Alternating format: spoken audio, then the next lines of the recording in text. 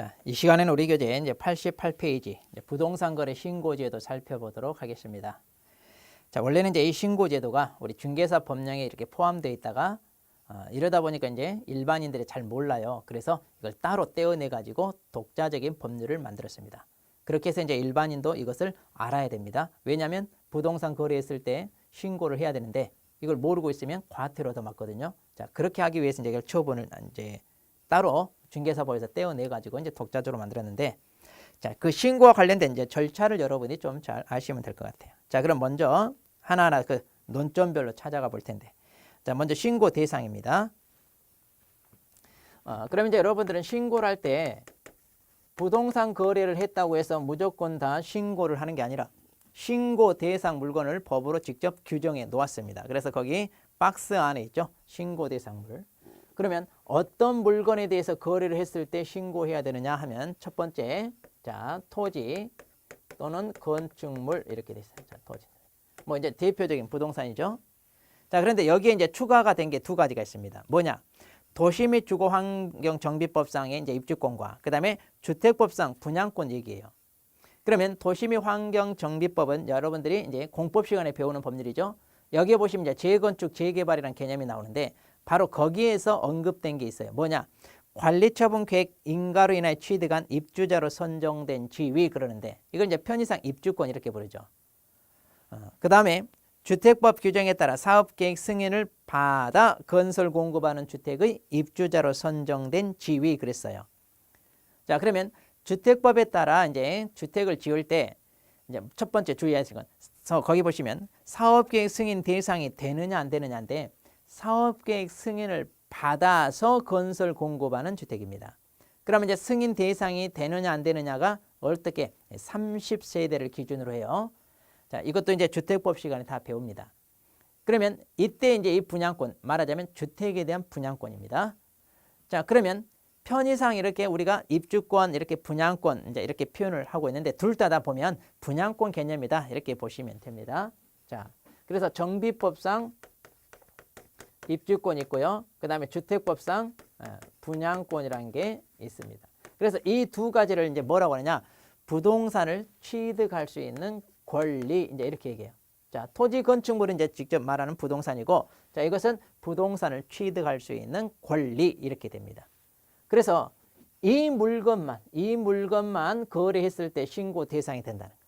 그럼 여러분들은 이 신고 대상물 이걸 앞에서 맨 처음에 우리가 배웠던 중개대상물과 혼동하시면 안 돼요. 그러니까 임목이나 공장재단, 광업재단 같은 거 그런 것들은 뭐예요? 예, 여기에 들어가지 않습니다. 자, 그래서 주의하셔야 됩니다. 자, 그러면 자, 이런 물건에 대하여 이제 신고를 해야 되는데 이때 어떤 계약을 해야 신고되느냐? 자, 이 물건에 대하여 오로지 매매 계약입니다. 매매 계약. 자, 그래서 부동산 거래 신고는요, 오로지 매매 계약을 체결했을 때만 신고 대상이 된다는 거. 그러니까 뭐 교환 계약, 임대차 계약, 지상권, 지역권, 전세권 설정 계약 이런 다른 계약은 신고 대상이 되지 않습니다. 그러면 이런 계약을 체결했을 때 이제 신고를 누구한테 해야 되나요? 자, 토지나 건축물 같은 부동산 소재지입니다. 그리고 입주권, 분양권이라고 했는데 장차 이제 지어지게 될 또 이것도 마찬가지 그 소재지입니다. 건물 소재지. 그래서 그 부동산 소재지. 자, 부동산 소재지 관할 시장, 군수, 구청장 이렇게 됩니다. 자, 그래서 권리에 대한 매매 계약하고는 그 권리 대상 부동산 그랬잖아요. 그러니까 결국은 자 이렇게 부동산 소재지 관할 시군, 구청장 여직 찾아가시는 거예요. 그래서 이제 이 부동산 소재에 관한 시군, 구청장을 간단하게 이제 뭐라고 부른다고 했냐? 등록, 관청 이렇게 이제 부른다고 했어요. 자, 이거 좀 주의하셔야 됩니다. 우리 중개사법에서 등록 관청은 어디예요? 중개사무소를 두고자 하는 지역을 관할하는 시군구청장 그랬잖아요. 그러니까 사무소 소재지 관한 시군구청장이 등록 관청했는데, 자, 여기 자, 부동산 거래 신고에 관한 법률에서의 등록 관청은 어디를 가리킨다고요? 부동산 소재지입니다. 자, 중개사무소 소재지가 아닙니다. 자, 그래서 이제 좀 주의를 하셔야 됩니다. 자, 그럼 이제 여기 찾아가서 이제 신고를 하는데 신고를 누가 합니까? 자, 우리 교재 88페이지 맨 밑에, 88페이지 맨 밑에 보시면 신고 의무자가 둘로 나눠집니다. 그러니까 이제 이렇게 매매 계약을 체결했을 때 이제 여기 찾아가서 이제 신고를 해야 되는데 이 신고를 누가 합니까? 신고를. 자, 만일 이 물건에 대한 매매 계약을 거래 당사자들이 직거래했습니다. 그러니까 매도인 매수인이 만나서 이렇게 직거래를 했을 때, 자, 직거래를 했을 때는 누가 신고합니까? 거래 당사자들이 공동으로 신고를 합니다. 그러니까 중개사무소 통하지 않고 자기네끼리 바로 다이렉트로 거래를 했다. 그러면 자, 거래 당사자들이 공동으로 신고해야 돼요. 그러니까 거래 당사자들도 이러한 제도가 있다는 걸 알고 있어야 된다 그 얘기예요. 우리가 일반적으로 이런 제도가 있는지 이 공부를 하지 않고는 잘 모르는 경우가 많잖아요. 자, 그래서 나는 그런 거 있는지 몰랐다. 안 돼요. 해야 됩니다. 그래서 거래 당사자들이 공동으로 신고를 해야 돼요. 자, 그런데 거기 뭐라고 돼 있냐면요. 공동으로 신고해야 되는데 셋째 줄에 뭐라고 돼 있어요? 다만 거래 당사자 일방이 신고를 거부하는 경우 상대방이 단독으로 신고할 수 있다. 그러니까 이렇게 공동 신고가 원칙인데 그 일방이 협조를 안 해줘요. 그럼 어떻게 되느냐? 협조 안 해준다고 해서 신고가 생략되는 게 아니라 뭐예요? 일반 공동 신고를 거부한 일방이 이걸 거부를 하면 단독으로라도 신고를 해야 된다 이 말이에요. 단독으로. 신고가 생략되는 게 아니다 그 얘기입니다. 그 다음 개업공인중개사 중개시. 그러니까 무슨 얘기냐? 이제 중개거래. 자, 직거래가 아니라 이제 개업공인중개사를 통하여 계약을 했을 때입니다. 그러면 이때는 누가 신고합니까? 그러면 이때는 개업공인중개사가 신고를 합니다. 자, 개업공인중개사가 신고를 해요. 자, 조심하세요. 중개거래는 개업공인중개사 신고하기 때문에 거래 당사자가 신고 의무가 있어요? 없어요? 없어요. 그래서 이제 거래 당사자들이 개업공인중개사한테 좀 무리한 요구를 하죠. 신고를 뭐 하지 말아달라 또는 세금을 좀 적게 낼 테니까 가격을 다운시켜서 좀 줄여서 신고해달라. 이런 요구를 해요. 그럼 이제 그런 식으로 요구를 받아들여서 하게 되면 돼요? 안 돼요? 안 됩니다. 이거 처벌이 무거워요. 조금 이따 보다시피. 자, 이렇게 해서 이제 신고는 직거래냐 중개거래냐에 가서 의무자가 달라진다는 거예요. 자, 그러면 이제 신고를 하러 갈 때 언제까지 가야 됩니까? 자, 오른쪽. 자, 89페이지. 자, 89페이지 보시면 신고 기한 그랬죠? 거기 보시면 계약 체결일로부터 60일이네. 그러니까 자, 신고를 언제까지 해야 됩니까? 그러면 계약 체결일로부터 이거 60일 이내 해야 됩니다. 자, 이것도 조심하세요. 60일이라는 숫자만 외울 게 아니라 계약 체결일로부터라는 거. 이것도 뭐 잔금 치른 날로부터 60일 이렇게 막 함정을 파니까 항상 이런 것은 기간만 외울 게 아니라 꼭 그 기산점을 같이 외우도록 하십시오. 자, 그러면 이제 이렇게 신고 접수를 받았습니다. 누가? 자, 이렇게 이제 등록 관청. 그러니까 부동산 수호지에 관한 시군구청 이제 신고 접수를 받았어요. 그럼 어떻게 하느냐? 자, 2번. 신고 내역 조사를 하겠죠. 그럼 이제 등록 관청은요. 자, 신고 내역을 조사를 합니다. 이제 제대로 됐냐? 아니면 뭔가 다운 계약서를 써서 거짓으로 신고를 했냐? 이런 거 다 살펴봐요. 자, 그래서 신고사항이 누락되어 있거나 정확하지 아니하다고 판단되면 신고 내용을 보완하게 합니다. 그러니까 이제 신고를 할 때요. 신고를 할 때 그냥 하는 게 아니라 이제 신고서를 작성해서 제출합니다. 그러면 그 신고서에 보면 작성해야 될 내용이 이렇게 다 항목이 기재되어 있어요. 그런데 거기에 뭔가를 빠뜨리고 안 했다든가 또는 뭐 수치랄지 이런 것들이 잘못 기재가 됐다든가 그러면 이거 어떻게 하라? 이제 보완하라 이렇게 하고요. 이제 보완하라 이렇게 내용을 보완하시오 이제 이렇게 하고 그다음 조사를 했더니 이게 사실인지 좀 의심스러워. 이제 가장 대표적인 게 뭐냐면 실거래가입니다. 이 부동산 거래 신고 제도는요. 바로 실거래가 그대로 신고해라 이거예요. 그런데 우리가 세금을 어떻게 하면 좀 적게 내보려 하니까 그 실거래가를 하지 않고 가격을 낮춰서 거짓으로 신고를 많이 하는데 일종의 그걸 단속하기 위한 거예요. 그런데 이렇게 조사를 해봤더니 이거 의심스러워. 주변에 이 정도 물건은 어느 정도 가격의 거래가 이루어진다는 것을 공무원들도 알거든요. 왜? 수시로 신고 접수가 들어오니까. 그런데 터무니없이 가격이 낮게 책정돼서 신고가 들어왔어요. 그러면 이게 진짜인지 아닌지 당신들 이 금액으로 계약을 한 게 맞는지 안 맞는지 조사를 하겠다. 자, 그래서 거기 뭐라고 하느냐. 거래 대금 지급을 증명할 수 있는 서류. 자, 이런 것들을 제출해라. 이렇게 요구합니다. 그러니까 이제 일종의 서면 제출. 그러면 이때 거래 대금 지급 증명할 수 있는 서면이 뭐냐? 만일 통장으로 이렇게 보내줬다 그러면 통장 사본. 은행에 가서 온라인 아니 그 뭡니까? 지로로 송금을 했다 그러면 그런 영수증. 또 개인적으로 대금 주고받았다 영수증. 그러니까 내가 뭐 적금 들었는데 그 통장을 이제 적금을 깨서 매매 대금으로 마련했다. 그러면 이제 그런 통장 같은 거 원래 있었는지 이런 식으로요. 굉장히 꼼꼼하게 검증을 합니다. 그래서 그런 걸 가져오라 이거예요. 그런 걸 가져오라. 그래서 철저하게 조사하겠다 이런 얘기. 자, 이제 이렇게 조사를 했는데 뭐 하자가 없어요. 예, 맞아요. 그러면 이제 어떻게 되느냐? 그러면 이제 이 등록관청이 뭘 주느냐? 이제 신고 필증이라는 걸 줍니다. 자, 신고 필증. 그러니까 부동산 거래 신고가 끝났다라고 신고 필증을 이제 즉시 교부해 줍니다. 그럼 이제 거래 당사자들은 바로 이 신고 필증 이걸 가지고 이제 뭐 하러 가요? 이제 등기 신청하러 갈 때 꼭 가지고 가야 되는 거죠. 자. 그리고 이제 마지막에 거기 거민 의제 그랬어요. 무슨 얘기냐? 이렇게 이제 신고 필증을 받으면 거민을 받은 것으로 의제하겠다 이제 이건데, 그럼 이 거민 제도라는 게 뭐냐? 이것도 저 뒤쪽에 나와요. 거민 제도는 한마디로 그거예요. 두 거래 당사자가 부동산 거래를 했다고 하는데 실제로 부동산 거래가 있었는지 없었는지 검증을 하겠다. 부동산 거래도 없으면서 등기를 이전한다든가, 그러니까 자기 부동산 명의를 다른 사람에게 이렇게 몰래 이전한다든가 이런 거 있잖아요. 그래서 그런 걸 막기 위하여 실질적으로 부동산 거래가 있었는지 검증을 하겠다. 이제 그게 거민제도인데 이 검증을 누구한테 거치느냐? 여기 거쳐요.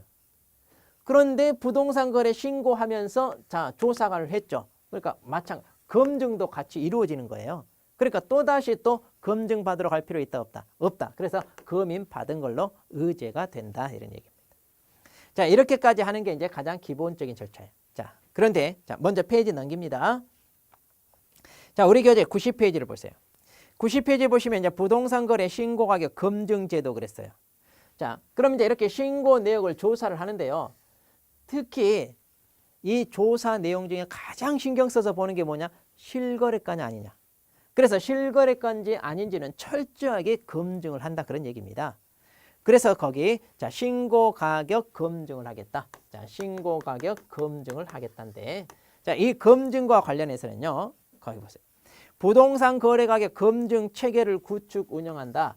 그러니까 자, 검증 체계 이것을 구축 운영한단 말은 뭐냐? 그냥 주먹구구식으로 검증을 하는 게 아니라 이러한 시스템을 갖춰서 철저하게 검증을 하겠다는 얘기죠.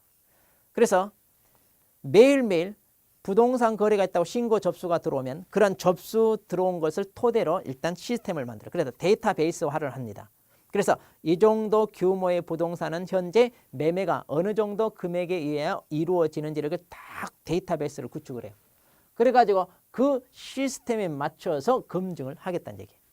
그러면 이 검증 체계를 구축 운영하는 건 누구냐? 거기 보니까 누구라고 돼 있어요? 국토교통부 장관.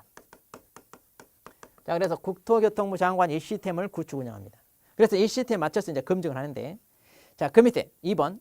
그러면 이 시스템에 맞춰서 이제 검증을 하는 건 누구냐? 그러니까 이 시스템을 구축 운영하는 것은 국토부 장관인데, 이제 이 시스템에 맞서서 이제 실질적으로 검증을 하는 건 누구냐 이거죠.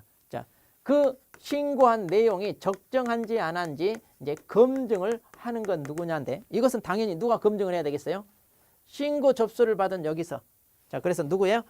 등록관청. 자, 그래서 부동산 소재지에 관할 등록관청이 신고 내용이 적정한지 안 한지 검증을 거칩니다. 그 다음, 자, 이렇게 검증을 거쳤어요. 그러면 이제 그 결과를 통보를 해주는데 어디다 하느냐? 3번에 보면 이제 어디다? 세무소장한테. 자, 그래서 관할 세무소장한테 자, 이들이 이런 금액을 가지고 거래를 했습니다. 세금 걷는데 참조 좀 해라 해가지고 세무소장 이런 데다 통보를 해줍니다. 그런데 이제 또 통보를 세무소장한테만 하는 게 아니라 또 어디다 해주느냐? 그 밑에 보시면 시도지사, 그러니까 특광도지사한테도 통보를 해줍니다. 그러면 자, 특광도지사한테도 이제 통보를 해주는데, 자, 통보를 해주는데, 그러면 이제 또 이 시도지사는 이 통보 결과를 누구한테? 국토교통부 장관한테. 자, 그래서 국토교통부 장관에게 또 이것을 어떻게 보고를 합니다. 그럼 이때 언제까지 보고하냐? 매월 15일까지 그랬죠? 자, 그래서 시도지사가 국토부 장관한테 보고한 거는 매월 15일까지 한다는 거.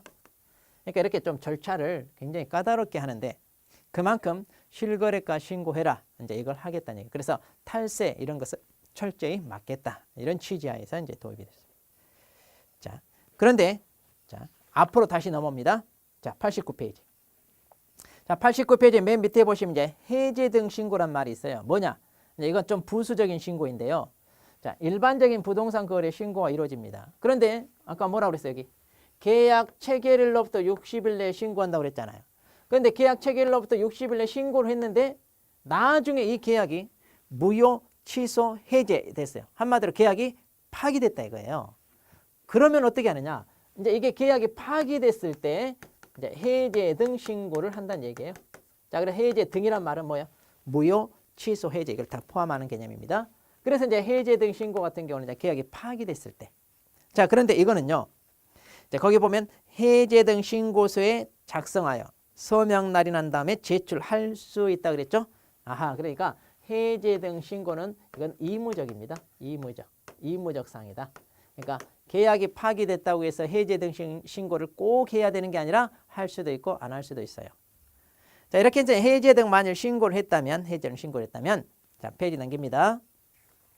90페이지 보시면, 이제 신고 접수를 받은 등록관청이 뭘 준다고요? 확인서를 줍니다. 우리가 부동산 거래 신고했을 때는 뭘 줘요? 신고필증. 그럼 이제 이 신고필증을 가지고 가서 이제 우리가 등기할 때 제출해야 되거든요. 그런데 여기는 이제 계약이 파기됐으니까 신고필증을 주는 게 아니라 뭘 준다? 확인서를 준다. 예, 확인서를. 자, 이렇게 해서 이제 확인서 주고 이제 해제 등 신고라는 겁니다. 자, 그다음. 자, 이제 90페이지 맨 밑에 보시면 이제 자, 이런 부동산 거래 신고를 위반했을 때 과해지는 게 뭐냐? 이제 과태료입니다. 자, 그런데 이 과태료도요. 치워버릴게. 지금 보니까 무거워요. 거기 보면 자, 과태료. 자, 첫 번째. 자, 3천만 원 이하. 3천만 원 이하 과태료가 있습니다. 이거는 딱 하나예요. 거래대금 지급 증명자를 제출하지 아니하거나 그밖에 필요한 조치를 이행하지 아니한 자. 그러니까 아까 여기서요. 신고 내역을 조사합니다. 그래서 철저히 검증 체계에 의해서 검증을 해요. 그런데 니네들이 신고한 그 금액이 의심스러우니까 실제로 이 금액을 주고받고 한 거래대금 지급 증명자를 제출해라. 이렇게 요구를 한다고 그랬잖아요. 그런데 이걸 제출하지 않거나 또는 또 꾸며서 거짓으로 제출하거나 이게 이제 적발이 되면 자, 3천만 원 이하 처벌. 3천만 원의 과태료.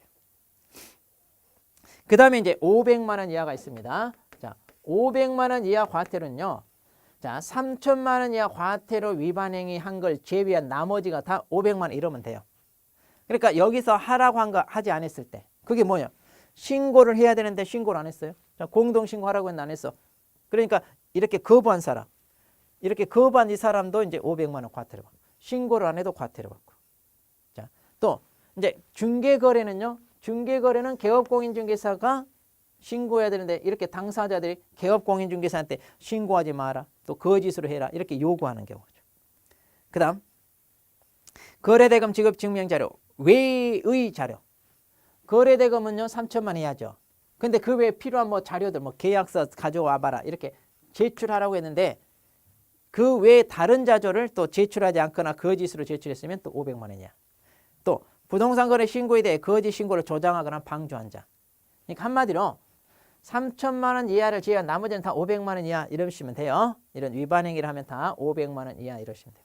그다음 이제 취득세 3배 이하 이런 내용이 있어요. 취득가액의 100분의 5 이하인데 자, 이것 좀 주의하세요.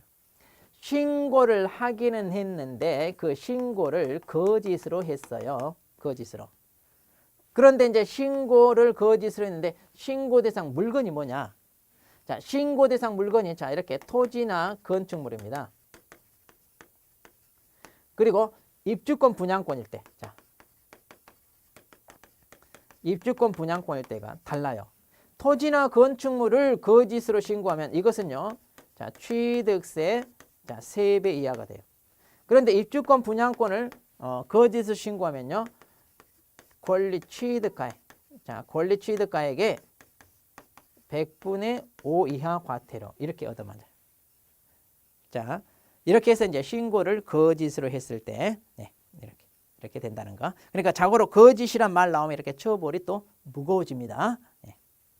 그리고 이제 과태료 부과 징수는 누가 하나요? 자, 여기서 이제 주의하실 것은요. 자, 거래 당사자들 직거래해서 신고를 한다면 이제 여기 등록관청 찾아가니까 당연히 여기 관할청이 이제 과태료를 부과했죠. 자, 그런데 이제 문제는 개업공인중개사입니다. 자, 중개거래를 통하여 개업공인중개사가 신고할 때는 어떻게 하느냐? 자, 만일 이 개업공인중개사 사무소가 중개사무소가 서울 강남구에 있다고 합시다. 그리고 이 개업공인이 중개한 토지나 건축물, 물건이 어디에 있느냐? 자, 부동산은 소재지. 이게 어디에 있냐? 자, 종로구에 있다고 해봅시다. 그런데 지금 중개거래니까 개업공인중개사 계약을 성사시켰다는 얘기예요. 그러면 이 개업공인중개사가 신고를 어디다 해야 됩니까? 사무소가 있는 강남구청 찾아갑니까? 부동산 소재지 찾아가야 됩니까? 근데 부동산 소재지 찾아가서 신고하라고 그랬죠. 그러니까 사무소는 여기에 있다 하더라도 신고를 어디다 해야 돼요? 네, 종로구청장 찾아가서 해야 됩니다. 그런데 이 신고를 위반했을 때 과태료 누가 부과하나요? 당연히 접수를 받은 누가? 여기 부동산 소재지 등록관청인 종로구청. 여기서 과태료를 부과를 하겠죠. 네. 자, 이렇게 해서 과태료 부과했습니다. 그 다음 이제 절차 하나 있죠. 뭐냐? 이렇게 부동산 소재지 관할 등록관청이 개업공인중개사의 과태료를 부과했으면 중개사무소 소재지 등록관청인 강남구청장한테 뭐 한다? 이걸 알려준다는 얘기예요. 자, 그래서 이거 부과일로부터 며칠 내, 자, 10일 내에 뭐 한다? 부과 사실을 통보하라. 이런 얘기가 있습니다. 자, 중개사무소는 몰라요. 신고를 여기다 하니까. 그래서 부동산 소재지 등록관청이 중개사무소 등록관청한테 부과일로부터 10일 내에 통보를 해준다. 그래서 이 개업공인중개사가 이런 일로 과태료 얻어맞았다. 이제 이렇게 알려주는 거죠. 자, 이렇게 해서 이제 부동산 거래 신고 제도와 관련하여 처벌까지 우리가 간단히 살펴보았습니다. 자, 여기까지 보죠.